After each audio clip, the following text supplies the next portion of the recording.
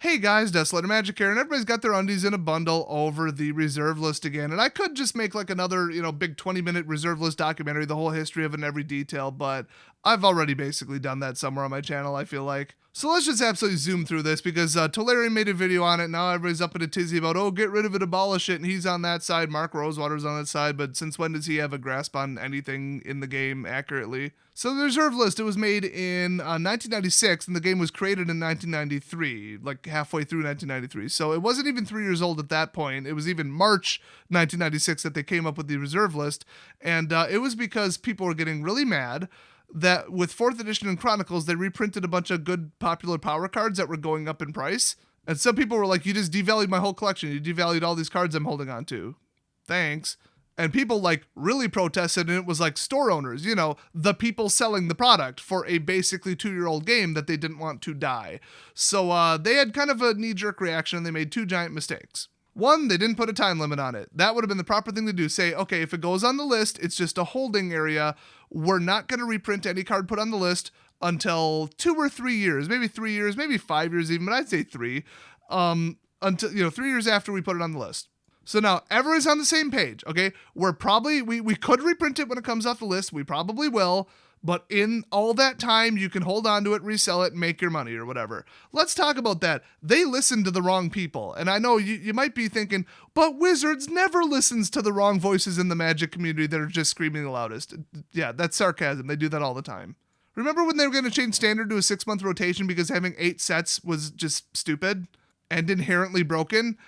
Yeah, they shouldn't have rolled that back a couple days later. They should have just told people whining about it to shut up. Because those people were just greedy and they were wrong. So, yeah, they listened to the people who were selling the cards. So if a card went from $2 to $4 to $10 and people were just sitting on it, making money for sitting on their ass doing nothing, just hoarding cards and being a parasitic middleman, which more describes now than 1996, but still, it was going on. I mean, the stores were holding stacks of singles that they bought off people for, half or whatever and resold. And they're like, well, my card collection today is worth $1,000. Now it's worth $1,500. Now it's worth $4,000. Oh my gosh, the prices are going up. I'm making so much money by doing nothing. And the Wizards comes in and reprints them all to oblivion, and all the cards are $1 again or whatever. I'm sure that's a little bit of an exaggeration, but my collection was $4,000 in my store. Now my whole inventory is worth $1,000. Wizards, what are you doing? This is terrible. To which they should have said, hey, our priority is the players. The game's like 2 years old, and if we don't have players, and if we price players out, the game's going to die. We need the game to be affordable. If the game isn't affordable, nobody will play it. And then we have no new people coming in, and only people leaving. That is a slow march to a death sentence. So yes, we all love to sit on our ass and make money by hoarding cards and being a middleman and doing nothing productive for the community at all or the game, and getting paid to do so, but too bad, gravy train's over. That's what they should have said, and just kept reprinting them, but at maybe a little bit slimmer rate. Or they could have made everybody happy and just said, okay, 2-year, 3-year reserve list, and if it goes on, wait 3 years, then we'll reprint it later. Everybody's happy. Steady flow. In fact, Disney has I don't know if they still do this, but at least 10 years ago they did. They had the Disney Vault, where it's like Cinderella or whatever. If it's out of the vault, you can find it in stores. It's in production, and usually they'll move forward, from VHS to DVD to Blu-ray to 4K Blu-ray, and then 3D or whatever. But then when it goes back in the vault, boom, not on store shelves, sold out, not in production. And it's like years. I don't even know what the cycle was. But it helped preserve value. Now, how smart do you think it would be if Disney said, okay, we're making one last run of Cinderella, and then we promise you we are never going to produce it ever again. And then everybody goes out and buys it. They all sit on it. It's all investors and speculators. The end people who just want to watch the damn movie and own it for their personal private collections can't get their hands on it because it all got eaten up by investment jackasses. And then 50 years later, it's $1,000 a copy. Who the hell did that help? Besides the greedy investors who do not work for Disney. They're just middlemen. They're nobody. They're just anybody can do it. I could do it in my garage. I mean, just whatever. It's just whoever. It's like, who the hell are these people? Like, who gave them the authority to be like, now they're the official distributors. They are not. They're just people. So now the end customers who want to enjoy the movie are screwed. Disney's screwed because they said they'll never print it again, so they can never make money on them again. And then the middlemen make all the money for doing nothing and they shouldn't have been involved. Does that sound like a better system than just the Disney Vault where things rotate in and out and you put them on like a cool-off period? Yeah, pretty damn clear what Wizards should have done. But without a time machine, I mean, yeah, what are we going to do? And plus, like I said, the game was like 2 years old. I don't think they were going to be like, well, 30 years from now and when other formats are invented, because there was one format. I think they intended the game to be eternal, non-rotating. And plus, they just generally didn't know what the hell they were doing back then. So, okay, mistakes were made. Cool. A couple years later, they should have just wiped out the reserve list and said, okay, this was a mistake. The game grew. We've changed our minds. Oh, well, we're going back on it. And you probably would have thought, well, then they would have gotten sued. Newsflash, in 2002, they changed the reserve list and took some cards off it, and nobody gave a crap because the people asking them to do it and supporting that decision were the majority of people playing the game. What they mostly did, now this is kind of different than if they did it now, they took commons and uncommons off of it because their exact wording on the thing is that they'll never print a card functionally identical but with a different name because, it's a different card even though it's the same damn card. And I think they said they won't print a more powerful version of the card either because then what will be the point? You've superseded the card. So people are like, they're commons and uncommons, they aren't worth anything. Yeah, take them off. We need these cards. Some of these are staples. Just print the damn cards. And there was so much support that anybody who disagreed with it or was worried that, they're changing the reserve list, they're going back on their word, they were just like, shut up, everybody's happy. We're all being happy about this. Don't be the voice of dissension here. So I think that suppressed any real backlash.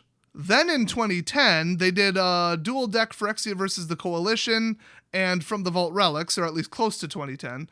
And both of those contained reserve list cards all of a sudden. And Wizards said, we never said we wouldn't put them in little side premium collectors products, which is pretty much what From the Vault was. We said we wouldn't put them as true reprints, as in like standard reprints in a standard product. And everyone's like, that's a loophole. You're basically saying the whole list doesn't mean anything, and you're going to go on to put them in every dual deck and every From the Vault. You're going to devalue them, you're going to reprint them, and it's the whole, you might as well rip up the list right now. So they announced it, I think, in 2010, and starting in 2011, they said, we are not printing premium, judge promos. I know they did that. Just any kind of alternate, super limited, whatever. We're not printing anything in paper that's on the reserve list. And everybody was happy again. So 2010 was when they defended the reserve list, doubled down on it. 10 years later, we haven't heard anything new about it. Haven't mentioned it. So they went from, we're going to go back on our word a little bit 6 years after it was made to 8 years later, no, we're doubling down and we're never doing it ever. And they are never going to get rid of the reserve list ever. They will let Vintage and Legacy die first, because they're exposing themselves to too big of a legal liability. Now, I went way into this in the other video, so I won't, but basically, if they are forced to go to court and somebody says, they told me for the last 20 years and assured me double down in 2010 and made all these statements that they are never going to reprint this card, and then they did, I was holding it, it's worth $10,000, now it's worth $5,000. I've incurred $5,000 in damages due to this company lying to me, and give me $5,000. And by the way, can we get a court precedent saying that these singles, these individual cards, are worth a monetary value in a real market? Okay, drop everything. Screw the reserve list. Screw the lawsuits. Screw any kind of settlements. Screw compensation. None of that means a damn thing. Wizards cannot have a court precedent set that says singles are worth money. Okay, their little BS song and dance is unofficially, we're selling the opportunity to open the pack. We're selling the draftability of the cards within it. The paper, the actual cards are not worth anything. The enjoyability, the art, the ability to use the cards to play the game, we're selling an experience. We're not selling a physical object. We're selling our intellectual property, and we're selling the game. We do not admit or recognize in any way that a physical piece of cardboard in a rectangular shape is worth any kind of US dollars, because it's not. We can't stop people from selling them to each other, and there's giant precedent on the open market, but not in court. If a court says this card went from 10 grand to 5 grand, it's your fault, pay him 5 grand. Oh shit, everybody and their grandma would cite that court case from now until the end of time, and it would destroy their entire company, because now we've got gambling problems. Now they're selling individual randomized items that have static, well, not static, but, at the time provable monetary values. So you are giving them money, and they're giving you a randomized product where you open it and have a chance of getting a bunch of things worth a different amount of money. That's gambling. The cards are basically casino chips at that point. That would be bad. It would be regulated. There goes anybody under 18 or 21. It would be banned in entire countries. It just would be the end of everything. It would be the end of their company. Also, the liability for lost value and curling foils and misprints. I mean, yeah, they have basically a warranty program, but they say it's just a nice thing they do. They're replacing the playability of the card with the playability of a replacement card because the paper doesn't mean anything. So you can actually, if you're not familiar, send a damaged card to Wizards, like a misprinted, not a damaged card, a misprinted card to Wizards, and they'll send you another one back, a fresh copy of it. But if people said, did you know that 100% of the foils curl? Like, they're literally selling a product that does not do what they said it does, which is play the game. And curled foils will be not accepted at a tournament, and they will be graded lower. They're selling me a defective product that like lowers in value more than it should in open air. Here's an example of 10 other trading card games that have foils that don't curl. Well, there's a $100 million class action lawsuit. So the reserve list is going nowhere, period, the end. They don't even want to talk about it at this point. So us saying, I want it abolished, let's all start a petition, let's all talk about it on YouTube and social media. Shut up, it's going nowhere. This is why. That's the end of it. I might as well end the video right now. But I'm not going to because I'm going to make fun of Tolarian instead. Just kidding, I'm just going to correct a bunch of his misinformation, which is pretty much his whole channel, but with this specifically, I took notes while I was watching his god-awful video. That's right, I actually went over there and watched a video that he made. I feel sick just doing it. Me and him don't get along, in case you're not getting that vibe. He said, number one, it was never intended to be permanent. Literally, by definition, it's meant to be permanent, otherwise it's meaningless. Oh, we're going to never reprint these ever again, but also it's not permanent and we could take a card off it whenever we want and reprint it with no warning. So it's a meaningless piece of paper that means nothing. That was highly redundant, and also it was redundant. No, I mean, the reason the word never occurs so many damn times in the original announcement is because they meant never. That's why they said never. If they meant we're not going to reprint it for a static period of time, or a while, or like 3 to 5 years, or a range, or they would have said that. What they said was we are never printing these again. Never.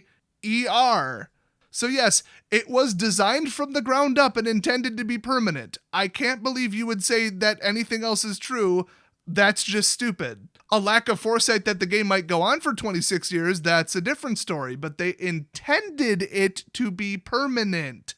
They would have put a note on the bottom that says, but we might retract this in the distant future if they wanted an out. They didn't want an out. They intended it to be permanent because they weren't thinking. It was sheer stupidity, but that is what they intended.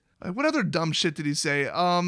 They haven't been sued yet in 2002 when they changed it the first time. So if they changed it again and started taking cards off it, they wouldn't be sued this time. That was his logic. He even himself corrected it later in the video, but yeah, no. Taking a bunch of worthless commons off of it 6 years later, before the internet was big and before the entire card market was worth like $1 billion or whatever.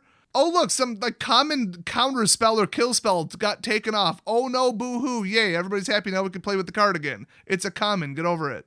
You think taking Black Lotus off the reserve list might not have the same effect and not cause some lawsuits when they, somebody who owns 10 Lotuses just lost like, I don't even know how much that would be. A lot, we would assume. Yeah, he even says people got some money, this would affect people's pocketbooks and they would sue. Which is funny because he says it won't crash the price. Let me see if I follow your logic here, Professor. We should get rid of the reserve list because cards are too expensive, but if we got rid of the reserve list and reprinted the cards, it won't do anything to the price. Then why are we getting rid of it if it doesn't do what you say it'll do? So I'm kind of being a jackass here because the whole point is like, there are cards where there's old ones worth like $500, but there's newer printings that are worth like $10. And people just want the old ones because they're rare. Okay, that's how things are now because the cards were never on the reserve list. Cards that are on the reserve list are on the reserve list. He even says Birds of Paradise. You go look at like an alpha or beta one, it's several $1,000s. But Birds of Paradise from the most recent printing, what is it, $7-8? But they printed it like 20 times. There's an entire 26-year history of them reprinting the card consistently. Let's go back in time and put Birds of Paradise on the reserve list. Do you think it would still be the price it is now with no reprints? And do you think that the price wouldn't change if they suddenly reprinted it all at once instead of steadily doing it over time? Abso-frickin-lutely not. Collectability and playability of the card are both a factor because they stopped printing all the cards in 1996 when they put them on the reserve list. So when you've got a cross-index of the last time they were printed was in 96 and they're playable and some people might need this card for their deck and then don't reprint it for 2 decades, when you do reprint it, Surprise, it's going to crash the price. It's not going to crash it down to $10. People saying that are out of their damn minds. But if you think, 10%, maybe 50%, no, no, no. It would even start to affect graded versions of the cards. 75% would be my starting point. And remember, I've sold over $250,000 worth of cards. I've probably sold 100,000 cards in my entire life, so I know what I'm talking about. I know what makes cards go up and down. I've seen what volume of reprints make things get cut, and this would be the most drastic version of it ever when we've been waiting 2 decades for them to get reprinted. And people need them. They need them to play the game, not just, it would be nice, not, do you want a middle old one? Do you want a new one? Or do you want a super old one for a ton of money as a collector's premium? And it's been well established and leveled out through multiple reprints. It would just be like, dump it all at once, throw it off the 20-story building and let it crash, instead of reprinting a Birds of Paradise once on every floor. I'm proud of that metaphor. That's a wonderful metaphor. So yeah, it would destroy the price. Anybody holding one for playability, boy, that would suck for them because now there's a new playability version of it. The old ones would still be like, yeah, they're super rare, they're collectible, cool, and a lot of the older like alpha cards, especially since alpha and beta were so similar, alpha's more expensive because it's older and there's less of it, so the prices are quite a bit higher than beta, and nothing will really change there.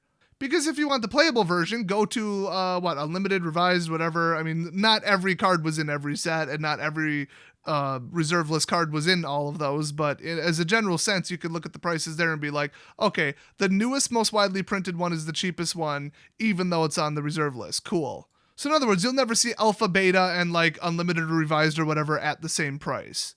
I think Unlimited had almost nothing valuable in it, actually. Or was that revised? I always get the two confused. Oh my god, whatever. I hate old cards. I tended not to deal in cards above $100. It's not worth my time or risk. So the whole, I'm going to have my cake and eat it too, we're going to reprint them, everybody will just exactly equally increase the demand with the number that were printed, and the price will never go down on the oldest versions of these cards that haven't been printed since 96. No, that is a fantasy and that's ridiculous. Right now, the oldest Birds of Paradise are established as you'd be out of your damn mind to buy them to play with. All the oldest ones are purely a collector's item, 100% collector's item, whereas cards that are strong power cards on the reserve list are needed for play in certain decks, and that is reflected in their current prices. So yes, the prices absolutely would crash to oblivion. So next up, let's just talk about the legal stuff, which I know more about law stuff than the average person, but I'm no lawyer. I'm not a lawyer, but I watch one on YouTube. An estoppel agreement, I've had to sign them before. It just means I agree that the things in this statement are true, they sign it, you sign it. Wait a minute. In an estoppel agreement, you need both parties to sign it, and they have to be American, and they have to be above 18. Did they do that? Did they get every single signature from every single player in the entire Magic community? I don't think they did that. Let me give you another example. So-and-so video game is coming out November 1st. Oh, sorry guys, that previous statement, we gotta revise it. It's now coming out November 22nd because we gotta fix some glitches. Oh, estoppel agreement. You made a factual statement to the public and to the customers and said that it was going to be out November 1st, and I have to leave for the military in the middle of November, so I was going to stream it for 2 weeks and make tons of money on it because I have a ton of streamers, so I factually, provably, in court, lost income because you lied to me. You made a statement that was untrue, then went back on it. Public statement of unequivocal absolute fact, and then you changed it. I have incurred 2 weeks of lost streaming potential income, and now give me money, I'm going to court. Has anybody ever done that? That Molyneux douchebag comes out. Fable is going to have, you're going to plant an acorn, and when you grow up in the game, it'll be a tree. And then the developer's like, why would we do that? That has no functional place in the game, and we're not doing that. Shut up, Molyneux. God, that guy is the most unbearable game developer in the history of games. Well, I'm psychologically damaged by acorns because I pre-ordered it based on the sole thing of acorns being in it because I'm obsessed with acorns, and now I'm suing you for mental anguish. So anytime a company lies about anything or changes their mind on anything or revises any product detail or goes back on anything they said or makes a misleading statement, you can sue them, right? No, because they didn't issue you a printed estoppel agreement to get your signature, dumbass. Companies lie, things change, details change, specs change. Oh, this gaming console was supposed to be this fast, but then it didn't meet budget, so we made it this fast instead. Oh, class action lawsuit. No, they changed it. Things changed. They made a statement, things changed, they revised it. Deal with it. Companies make statements all the time. All Wizards did was issue a statement. They would have had to have literally said, and if we ever go back on this, we give you permission to sue us. They would have literally had to write that on the bottom, because then it would be an open-ended invitation for litigation. Nobody signed shit. All it is a company lying if they went back on it. So right now, today, they could immediately go back on it. Which means they'd probably win in court, but probably isn't good enough for them. What's the risk of probably to them? Like I said, if they go to court and one person gets damages awarded because the judge is, 70, doesn't understand anything about technology, the internet, cards, eBay, or anything, and just rules like a complete uninformed idiot. In other words, what happens all the time? Boom! Can of worms, goodbye. What's the upside? They win every single lawsuit. Every single one's dismissed and thrown out or whatever. Nobody gets on the books citable, like, hey, cards are worth money. And then they can proceed to do, reserveless masters. And they'll probably rake in, like a good fraction of $1 billion. But what would happen if they lost one single court case and then open the floodgates to lawsuits about, oh, these cards are damaged, these cards are this, these cards are that. Not to mention being kicked out of entire countries because now they admitted that the cards are worth money and now they got the gambling litigators up their ass. That would lose them all of their money because they'd be bankrupt. They'd have to stop making the product. So rake in a little bit of money on some garbage reprints that they'd have to trickle out slowly to not crash the price too much and, make an extra 50 million, 100 million, whatever. That's the benefit. The risk would be their entire company goes under and they have to stop making it. Do you think they'll be getting rid of that list anytime soon? No, absolutely not. We've had lawyers say, yeah, that sounds like a case, but that's because they want to take the case, and they also took about 5 minutes to Google and read one article and copy someone else's work. They didn't actually look into it. Most lawyers who know what they're talking about and have done something similar say, the company lied, whatever, you got nothing. Do you have it in writing? Is it a contract? No? Okay. The majority of legal experts that weighed in on this said, no, you've got nothing here.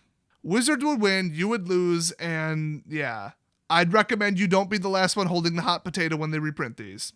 I 100% agree, and what I know about U.S. law, yeah, that would apply. Also, good luck suing them if you're outside of America. That's a whole other thing. I think the U.S. government could just step in and say, no, we're not letting you sue them. The end. But yeah, international law stuff, it's a nightmare. Ask like a professional full-time lawyer, they'll tell you it's a nightmare and I don't deal with it. So don't take my opinion on that too strongly. So do we really want these reprints, by the way? I should probably throw this in at the end here. Would it just be an amazing, great benefit to the whole player base because just affordability and everything's falling and all those scummy, horrible MTG finance people would be losing all their money, which they deserve to, they're dicks. As stated before, they are just middlemen parasites that do nothing but steal money from the community by hoarding cards, manipulating markets, and just everything they do. They're terrible people and I hate them all. But what would they realistically do? Okay, these cards are worth like thousands of dollars. Like, we don't even have a precedent for that. The most expensive reprint they've ever done that I remember lately is Mana Crypt.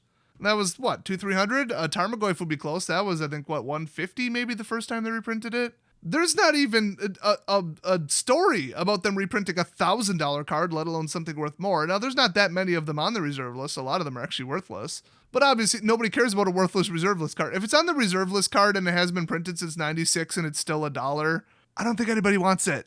So they'd be targeting the money cards, but I mean, they're so high, it's like, how would you even handle this? It would have to be a masterpiece.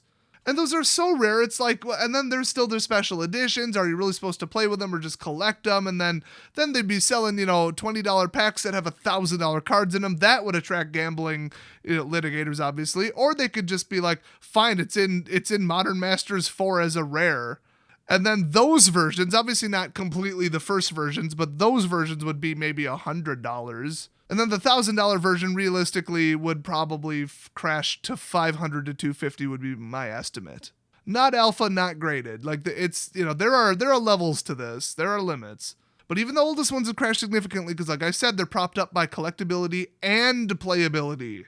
So you cut the legs off of one of those two factors and watch it fall. So they'd probably just stick it in as a mythic and do like 5 or 10 of them. I mean, that's probably how they'd do it. And it would just be a really, really high variance, expensive master set. Okay, so what would be the effect of that if they even could do it? Like, the whole point is they couldn't really do it safely. They're too crazy expensive. They're like a radioactive thing now. Nobody wants to get near it because it's like too expensive to reprint, basically. But let's say they do it and they crash the price pretty good on the old ones and crash the price to, absolute bottom basement hell with their reprint, maybe $50 or $100 on $1,000 card. Okay, cool. Who's affected? What happens to what group? Your local gaming store that has a couple in the glass case, boom, right overnight they lose a couple $1,000s. But if they wanted that money, maybe they should have sold the damn card. The fact that they just show it off for prestige and it's practically furniture that they never intend to sell ever, even though they got a price tag on it, but there's no demand for it. Yeah, that's more of a theoretical loss. I mean, yeah, it's provable. It's not like a loss of company goodwill or whatever these giant super corps write off as an expense on their taxes, which is complete BS. I mean, yeah, they lost value. Okay, cool, but when were they ever going to sell it? Just saying. So collectors hoarding them, people holding on to $1 million or more worth of them. They get screwed over, but they deserve it. They're rich assholes. They never should have gotten into this. And if they were smart, they diversified their portfolios, and this would only be 5% of it tops. High risk, high variance, but high potential reward, consistently going up product. Oh, well, fall back on your index, fund your bonds and your gold. I mean, boo-hoo, oh well, you took a risk and you lost on one of them. I feel so bad. Just like I'd feel bad if, they invested in so-and-so company and they just went bankrupt. Oh, boo-hoo, you lost some of your money, you rich douche. Try working a real job instead of being a day trader. I have zero sympathy for MTG Finance members because they are assholes. So that whole group loses their ass, I don't care, good. Shop owners, that's very bad. Wizards is already kicking them in the nuts every chance they get. That's quite bad, but they were never going to sell those cards anyway, let's be honest. People who own the cards and are going to complain because, I theoretically lost value. When were you going to disassemble that deck and sell it? Oh, never? Because you play with it all the time at every tournament? Okay, well then you were never going to sell it, so shut up. Well, I might have sometime. It was a nice insurance policy if I needed the money for medical expenses. I mean, okay, yeah, there are some, there's some legitimate complaints there. But generally, no, it's just people whining for the sake of whining. You know damn well you're never going to disassemble that deck. I've seen people whine about the prices going up, down, up, down, up, down, up, down of fetch lands, and the entire time they have not disassembled that deck or sold any of the cards in it. Like, they've been playing Jund for 6 years, and everything, they're like, they're getting so expensive. Oh, they just dropped. I just lost so much money. You were never going to disassemble that deck. You were never going to sell the fetch lands. You've been playing with that deck for 6 years. Shut the hell up. Oh my gosh, those people piss me off so much. So the actual players actually playing with the cards, it doesn't matter. They needed 4, they bought 4, and now they're playing with them. Dead and buried, it's over with until they want to sell the deck, which, like I said, in case of an emergency, it's nice to know your deck's worth $5,000, and if it drops to 2, well, now you've got 2. That kind of sucks. But that doesn't apply to many people. And you should probably have 6 months of emergency funds and living expenses in your savings anyway. As in, like, liquid cash, not assets that you constantly devalue every time you touch them, which is your Magic card collection. All that shuffling ain't doing the value any favors either. Just throwing that one out there. If you cared so much about maintaining the value, then be a collector, don't be a player. You bought them to play with. So now you're playing with them. Once you buy something to play with, it's a complete write-off, in my opinion. Oh, and in 6 years, you went to 50 tournaments with it and won a ton of prizes with it. You got your value out of it. You got the playable time and you got the prizes. Geez, shut up. So the players can shut up, the investments people can shut up, and the shopkeepers, okay, that sucks for them, but they were never going to sell the cards, so honestly, they can shut up. So who does this really affect negatively? Nobody I give a shit about. Who does it affect positively? Wizards of the Coast. Because they get to take a bunch of money from secondary market parasite assholes who don't work for Wizards or any of the distribution companies or anything. They just inserted themselves into the economy, and now they're driving up the price and collecting money from the people, and it's taking money out of Wizards' pocket and putting it in their own for doing nothing. Storing cards for 2 years and selling them. Oh boy, wow. What a job. So Wizards benefits from their own cards that they created in their own formats that they created at their own tournaments that they sponsor and have fully sanctioned. In the card game and product that they created and supported this whole time, they get to finally cash in on some of that instead of some dumbass middleman. Oh no, how evil, what a cash grab. I don't even understand people saying that. Yeah, Wizards are a bunch of evil, greedy dicks, but not on this topic. Reprinting expensive cards is a win-win-win. Wizards wins because they get a buttload of money. We all win because MTG Finance douchebags lose money. And the players win because they can actually afford to play the damn game. Like I said earlier, I don't have any respect for Vintage or Legacy. I don't care if people can afford to play it, but like Standard, Modern, I mean, it'd be nice if it was playable. It's nicer if it costs half of what it did a year ago. That is very pro-player. It is very friendly to the new people. And being friendly to the new customers and new players of the game, keeps them around. Like, I'd love to fish, but you know how much fishing costs? Like, the boat, the motor, the this, the that, I've been priced out of it. If fishing cost half of what it did, I might get into it. Same thing applies to Magic. You don't have to play Magic. It's an entertainment, hobby thing. It's an optional luxury pastime. So the players benefit, Wizards benefit, and society benefits because rich douchebag day trader wannabe greedy assholes who are just parasites on the economy of all the cards everywhere, they lose money. So everybody wins. So it's like, should they do it? No, for multiple reasons. But would it be nice if they could? Yes, because everybody benefits from reprints. That's why when they canceled Modern Masters, or just Masters in general, I said that was the dumbest decision they ever made. And I think at the time, besides the reserve list, it was. The new dumbest decision was to power up Standard because, my God, that might have just done it for the game. It's over, basically. The way things are going, they can't survive it. It's just that simple. And they can't fix it until almost 2023, so that'll be just great. So that was the dumbest game/corporate decision they've made, for sure. But in conclusion, will they ever get rid of it? No, absolutely not. They would let Vintage, Legacy, and Commander all die before they ever go back on it. They are not touching it. Stop asking for it. Just even asking for it without being informed of all this just makes you sound stupid. They are never getting rid of it. Although crazy-ass self-destructing, half-informed, just borderline mental patient decisions from Wizards of the Coast are nothing new. So if they did something that was massively detrimental to their company, well, third one this week probably. I mean, that's just what they do. They make disastrous decisions one after another after another. They also make really, really greedy anti-consumer decisions and keep launching more products and more cards and more dumb shit to spend your money on and cutting out the middleman, which is, your local gaming store where you play and the fundamental backbone of the entire game. It's just one stupid shoot themselves in the foot decision after the other. It's unreal. They're just out of their damn minds. I mean, just what kind of corporate structure with no accountability? Do they even have meetings? Do they ever seek feedback from the actual customers before they make a decision or just after it? They love to take surveys about how much you hate the thing they just did, but it's too late. So would a logical company making all the right decisions ever get rid of the reserve list? No, they'd have to be out of their damn minds, but Wizards is out of their damn minds. So will they ever get rid of the reserve list? There's a tiny chance that the answer is yes. But I think it's so established and set in stone in their corporate culture and as their top level rules of never violate this to not talk about it and not do it. Do not get rid of it. Don't touch it. It's not worth the legal dynamite. Everybody at the company should be scared to death of the reserve list and what happens if they get rid of it, and that's the way it's going to stay, in my opinion. So the grand conclusion is sub to my channel and unsub from Tolarian if you want to hear the actual history, actual facts, and actual logic and correct English. That is the whole situation explained once again. Anytime this comes up again, I'm just going to repost this video or something. I'm sick of explaining it, and I still went into more detail than I wanted to, but this is the last word on it. So if you appreciated it, leave a big old thumbs up on it. Thanks for watching, everybody, and I will see you guys next video.